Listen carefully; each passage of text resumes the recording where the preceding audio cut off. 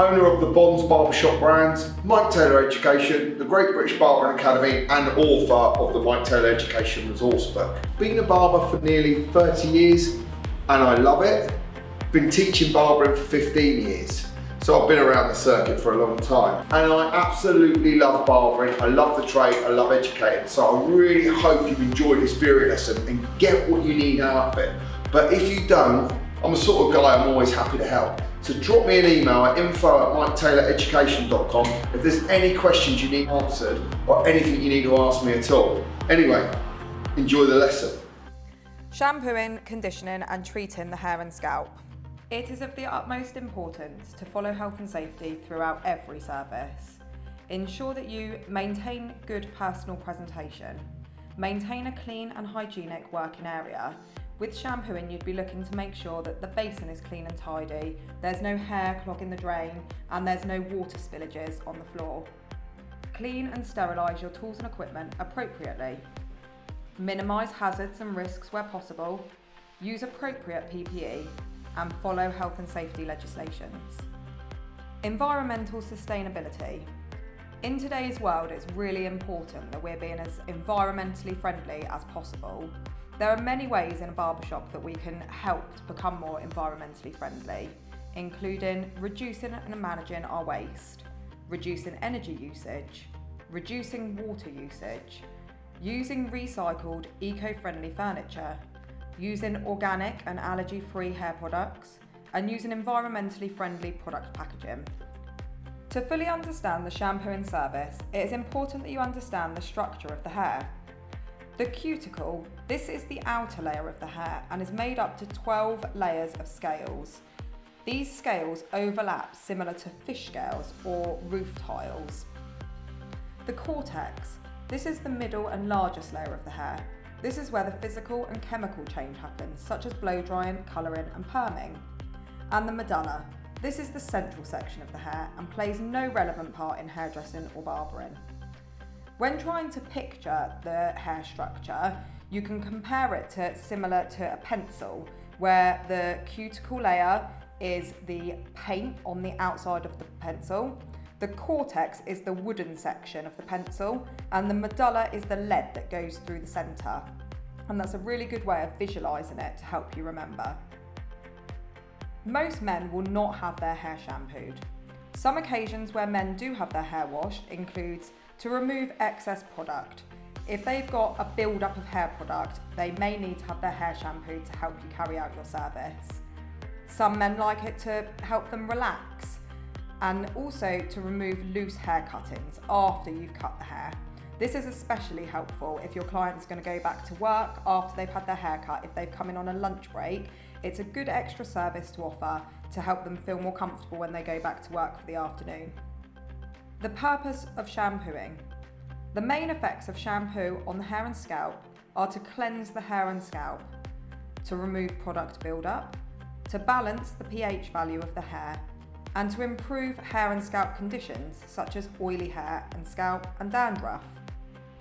The main purpose of conditioning is to smooth the cuticle, improve the appearance and give the hair softness and shine, balance the pH value of the hair, restore moisture to the hair, improve the handling and combing of the hair, and improve the internal strength of the hair. How shampoos work. Water on its own cannot dissolve dirt and grease. Shampoo and water work together in a process called emulsion. Shampoos contain cleansing agents called surfactants. How shampoo and water act together. This is a pictogram to try and help you understand how the shampooing process works. The brown line is the hair shaft and the yellow is the oil that is sitting on top of individual strand of hair. The surfactants that are included in shampoos have a head end, which is the blue end, and a tail end, which is the orange end. The head end attracts to water and the tail end attracts to oil.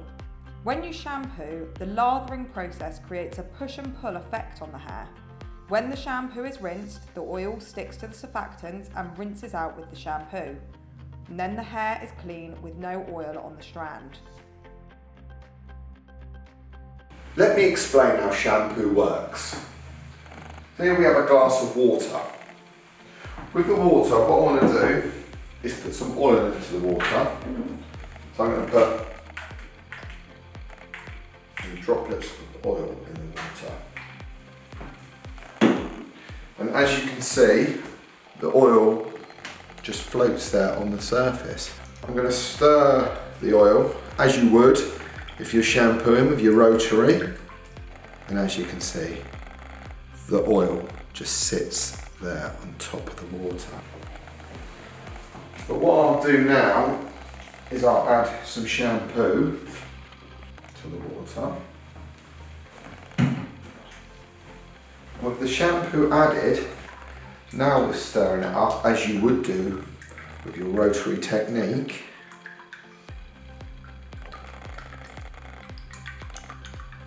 The shampoo emulsifies and takes care of the oil, and as you can see, no more oil on the top. The effects of water and temperature on the hair and scalp. Water temperature. It's really important to ensure that the water temperature is right for the client, so it's always best to ask them if the temperature's okay at the beginning. And some clients will be able to handle hotter water, and some clients may prefer the water to be slightly cooler. Just remember that hot water may burn the scalp, so ensure that it doesn't start being too hot. But cold water may not clean the hair and scalp effectively, so it is important to get that water temperature correct, but that's right for the client. The force of flow of the water. If the water is too weak, the product will not be removed sufficiently. However, if the force of flow is too strong, it may cause discomfort to the client and splash the client in the face. Build-up of products. A build-up of hair products occurs when products are not removed properly during shampooing. This can have the following effect on the hair and scalp.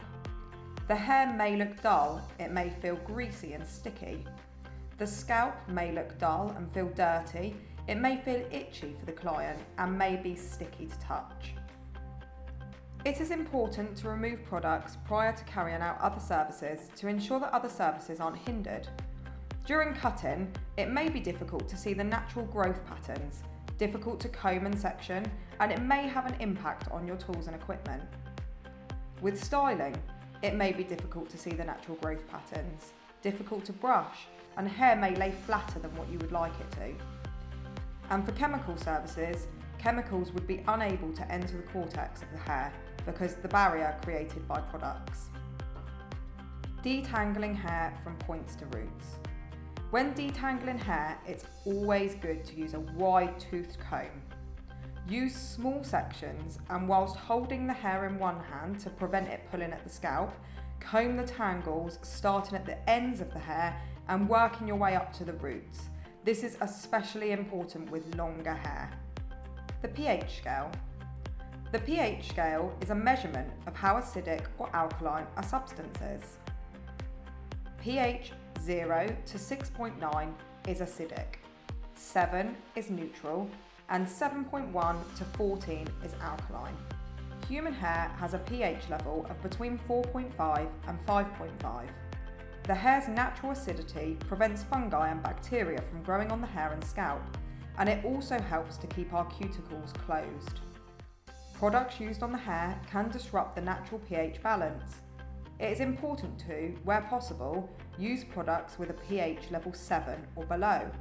Products above a pH level 7 will strip away the natural acidic sebum. Water and alkaline products will cause the cuticle scales to open. This results in frizzy, dull, brittle hair that is prone to breakage and tangling. Acidic products harden the outer layer of the hair and flatten the cuticles. This will result in the hair becoming shinier and less prone to tangling. Different types of shampoos and conditioners. There are many different types of shampoos and conditioners that help to treat different hair and scalp conditions. It is important that you know how to analyse the hair and scalp and carry out a thorough consultation to help you determine the best choice of shampoo and conditioner. If the wrong shampoo or conditioner is chosen, the condition may be made worse. For example, if your client suffers with greasy hair and you pop on a moisturising shampoo, you may make that condition worse. These are the core types of shampoos available. Shampoo for normal hair. These will have a pH of between 4.5 and 5.5, the same as hair and skin, and these help to cleanse the hair and scalp. Shampoo for dry hair and scalp. These contain ingredients to add moisture and stimulate sebum production. These will usually be oil-based. Shampoo for greasy hair and scalp. Contain ingredients to remove excess oils and regulate the sebum production. Shampoo for product buildup. These contain ingredients to remove product buildup, residual impurities and environmental pollutants. And shampoo for dandruff-affected scalp. Usually medicated to help treat dandruff. Contain ingredients to release dry, scaling skin and soothe itchiness and discomfort. Types of conditioner. There are 3 main types of conditioner. A surface conditioner treats the surface of the hair and doesn't enter the cortex. They smooth the cuticle, which adds shine and makes hair more manageable. These are your day-to-day conditioners. A penetrating conditioner enters the cortex and repairs the hair by temporarily replacing the bonds that have been damaged by physical or chemical treatments, such as colouring or perming. And a scalp treatment. These can relieve dryness, oiliness or chronic skin conditions. How heat affects the hair. The application of heat opens up the cuticle so the hair is better able to absorb any products or treatments. When applying a penetrating conditioner, without heat, the cuticles won't be fully open and be able to have the full benefit of the product. Manufacturers often recommend the use of an accelerator or steamer to aid the conditioning process. An accelerator gives off heat from infrared bulbs, whereas a steamer provides steam. Both pieces of equipment help the conditioning process by opening the cuticle to allow the conditioner to get underneath it and, in the case of penetrating conditioners, to get inside the hair. If your barbershop doesn't have an accelerator or steamer, you can use a hot towel from a hot towel machine and place it over the hair and take it off before it gets cold. If you leave it to get cold, it will have an adverse effect and therefore help to close the cuticle at the end, so you need to take it off while the cuticle is still open to allow the penetrating conditioner to get inside. Repeating the shampooing process. The main purpose of shampooing is to cleanse the hair and scalp. Although most of the time shampooing the hair once or twice is sufficient, there are some occasions where you may need to repeat the process further. The main reasons for this are if your client has a buildup of product on their hair, or if the hair is overly dirty or greasy. Massage movements. Effleurage. This is a smoothing, stroking movement using the palms of your hands. It is usually used at the beginning and end of a massage and is also used to link massage movements. It can be used to spread shampoo and conditioner over the hair, and the pressure can vary according to the stage of massage. This movement is used during shampooing and conditioning. Petrissage. This is a slow, circular, deep, kneading massage movement, which can be used when conditioning or applying scalp treatments. It is a stimulating movement which should be applied with light yet firm pressure, used during conditioning only. Rotary.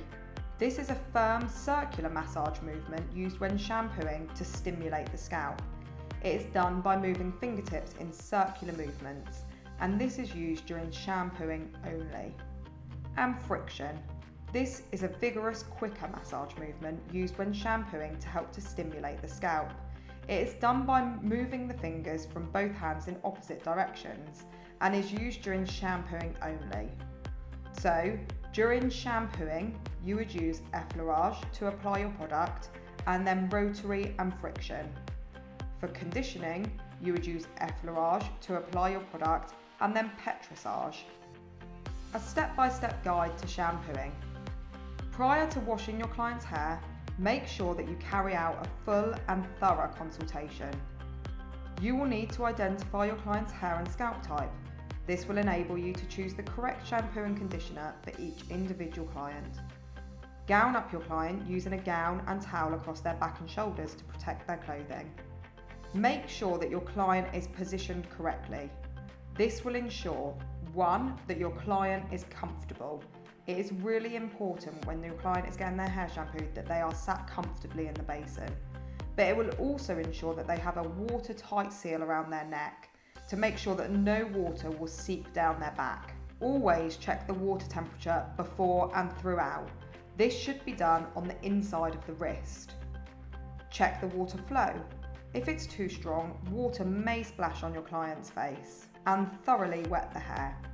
Apply shampoo to your hands and spread over the hair using effleurage technique. Use rotary technique to help remove dirt and grease from the hair. Then move on to friction technique to stimulate the scalp. Now rinse out the shampoo. Apply a second shampoo and repeat the techniques above and rinse. Use a third shampoo if necessary. Ensure that you remove excess water before applying conditioner. Excess water will prevent the conditioner from penetrating the hair shaft. Apply a small amount of conditioner to your hands and apply to the hair using the effleurage technique. Use petrissage to give a relaxing head massage. And now rinse. A quick rinse with cold water will help to close the cuticles and add shine.